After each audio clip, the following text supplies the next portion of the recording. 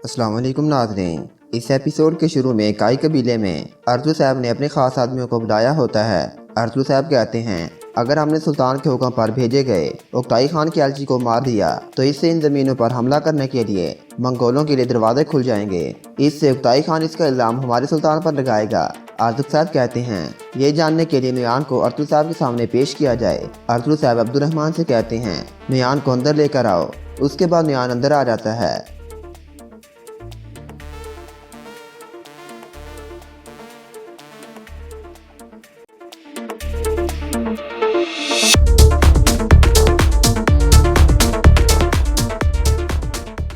और अंदर आकर कहता है, मैं दोबारा तुम्हारे सामने आ गया हूँ अतुल। मेरी पाक रूहें अभी मुझे मरा हुआ नहीं देखना चाहती। वो जानती थी कि अभी मेरा तुमसे हिसाब बराबर नहीं हुआ। अर्जुन साहब कहते हैं, इस ज़मीन ने भी तुम जैसे नापाक इंसान की सूरत में कैद कर दी है। नुयान कहता है, तुम्हारी ज़ुबान भी तुम्हारी तलवार की तरह तेज़ है अतुल। अर्जुन साहब कहते हैं, तुम क्या चाहते हो नुयान, और तुम्हारे उक्ताई खान और हमारे सुल्तान मुझसे क्या चाहते हैं। नुयान कहता है, सबसे पहले मैं हलीमा सुल्तान की ताज़ियत करता हूँ। मैंने उक्ताई खान के साथ कई फतह हासिल की हैं। अब आधी दुनिया पर हमारी हुकूमत है और बाकी आधी दुनिया भी हमारी होने वाली है। मैं तुम्हारे सुल्तान के पास उक्ताई खान का हुक्म लेकर गया था। तुम्हारे सुल्तान ने उक्ताई खान के हुक्म को पूरा करने का वादा किया है, लेकिन तुम्हारे सुल्तान ने उक्ताई खान से कुछ दरख्वास्त करने का फैसला किया है, इसलिए उन्होंने तुम्हें अपना एलची मुकर्रर किया है। इसका मतलब यही है कि तुम हमारे साथ एक लंबे सफ़र पर जाने वाले हो। इतने में गुनार साहब भी अंदर आ जाते हैं और आकर सुल्तान का फरमान अतुल साहब को देते हैं। अतुल साहब फरमान पढ़ने के बाद कहते हैं, सुल्तान ने मुझे तहरीरी हुक्मनामा भेजा है जिसमें उन्होंने मुझे अपना एलची बनाकर उक्ताई खान की तरफ भेजने का फैसला किया है। ये सुनकर सब हैरान हो जाती हैं। गुनार साहब कहते हैं, सुल्तान के फरमान के मुताबिक आपने इस थैले में मौजूद अशिया को उक्ताई खान तक पहुंचानी है। उसके बाद अतुल साहब उस थैले को उठाकर खैमे से बाहर चले जाते हैं। दूसरे खैमे में हाइमा खतून और सोगे खतून बैठी होती हैं। सोगे खतून कहती है, अम्मा हाइमा, हमें भी इन मंगोलों ने हरासा किया था। उन्होंने मेरे घर वालों को बेरहमी से कत्ल कर दिया। हाइमा खतून कहती हैं, तुम बहुत सी आजमाइशों से गुजरी हो मेरी बच्ची। अल्लाह तुम्हारे घर वालों को जन्नत में आला मकाम अता फरमाए। हम एक मुसीबत से निकलते हैं, दूसरी मुसीबत हमें घेर लेती है। हमने बड़ी मुश्किल से कुपैक जैसे गद्दार से छुटकारा हासिल किया था कि अब उसकी जगह हमें तंग करने के लिए नुयान आ गया है। दूसरे खैमे में अतुल साहब थैले में मौजूद अशिया का जायजा लेते हैं। उसके बाद अतुल साहब उस थैले को वहीं छोड़कर खड़े हो जाते हैं और कहते हैं, अल्लाह हम सब का हामी नासर हो। ये कहकर अतुल साहब मरकजी खैमे में आ जाते हैं और आकर बमसी से कहते हैं, अपने चंद सिपाहियों को इकट्ठा करो, नुयान आज रात हानी बाजार में रुकेगा।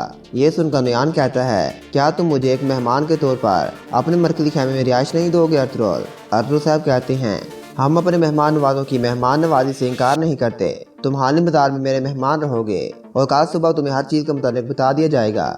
उसके बाद अतुल साहब बमसी से कहते हैं, अब नुयान को बाहिफाजत कबीले से ले जाओ। ये सुनकर नुयान वहाँ से चला जाता है। उसके बाद रात का वक्त हो जाता है। नुयान हानी बाजार में पहुँच जाता है और खाना खा रहा होता है।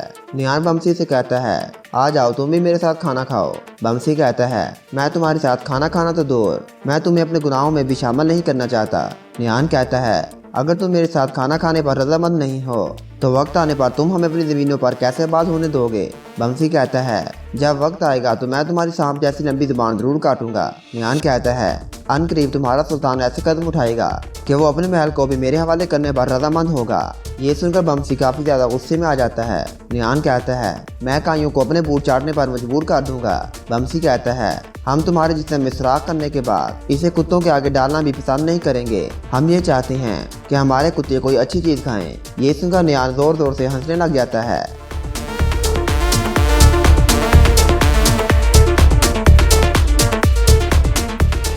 काफ़ी ज़्यादा हंसने के बाद बमसी नुयान को अपनी इस्लामी तालीमात का हवाला देते हुए कहता है कि हम तुम्हें वक्त आने पर बहुत जल्द शिकस्त दे देंगे। ये सुनकर सब सिपाही अल्लाह अकबर के नारे लगाने लगते हैं। नुयान कहता है, मैं यहाँ तुम्हारी कहानियाँ सुनने नहीं आया बल्कि तारीख रकम करने आया हूँ। ये कहकर नुयान वहाँ से चला जाता है। काई कबीले में तुर्क अतुल साहब से कहता है, सुल्तान ने आपको मंगोलों की जहन्नम में भेजने का फैसला किया है, लेकिन नुयान के साथ सफ़र करना हमारे लिए अच्छा नहीं होगा। सब सुल्तान के फैसले पर गौर कर रहे होते हैं। इतने में उस्मान के रोने की आवाज़ आती है। अतुल साहब उठकर दूसरे खैमे में आ जाते हैं जहाँ हाइमा खतून ने उस्मान को उठाया होता है। अतुल साहब अंदर आकर उस्मान को उठाते हैं। हाइमा खतून कहती हैं, सुल्तान आपको अपने एलची बनाकर क्यों भेज रहे हैं। अतुल साहब कहते हैं, वालिदा, ये एक अहम मामला है। और इसमें मुझे खुद ही जाना है। मरकजी खैमे में तुर्गत कहता है, यकीनन अरतुल साहब कोई अहम नुक्ते पर पहुंचेंगे और अपना फरीदा सर अंजाम जरूर देंगे। दूसरे खैमे में अरतुल साहब कहते हैं, वालिदा आपको याद होगा जब मैं हलीमा को कबीले लेकर आया था, उस वक्त भी मुझे एक एलची बनाकर हलब भेजा गया था। अब हलीमा नहीं है तो मुझे दोबारा बतौर एलची अपना फरीदा पूरा करना है। ये सुनकर गुंदोज कहता है, बाबा अगर आप चले गए तो हमारा क्या होगा? अगर आप भी वालिदा की तरह हमें छोड़ गए तो हम क्या करेंगे? हालनी बाजार में आलमीला खतून नियान से मिलने के लिए पहुंच जाती है। नियान कहता है, अर्तुगरुल मेरे साथ एक एलची के तौर पर उक्ताई खान के पास जाएगा। अर्तुगरुल खुद उक्ताई खान का फरमान सुनेगा। फिर उसके बाद मैं अर्तुगरुल को मारकर अपना बदला कायू से पूरा करूंगा।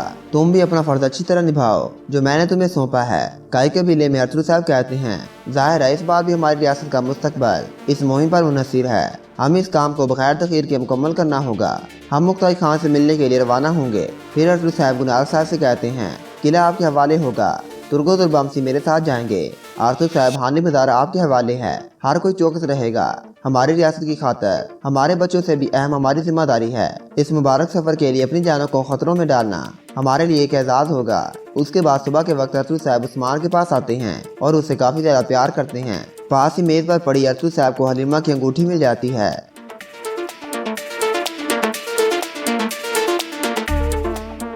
हाई मखतून कहती हैं, बेटा तुम्हारी मुश्किल से निपटे हो। अल्लाह के हुक्म से तुम इस मुश्किल से भी जल्द निकल जाओगे।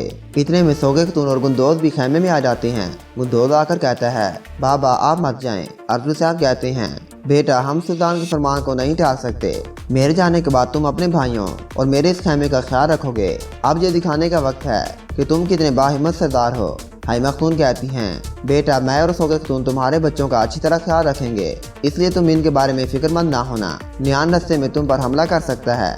वो अपना बदला लेने के लिए आपके साथ कुछ भी कर सकता है, इसलिए आप चौकस रहना।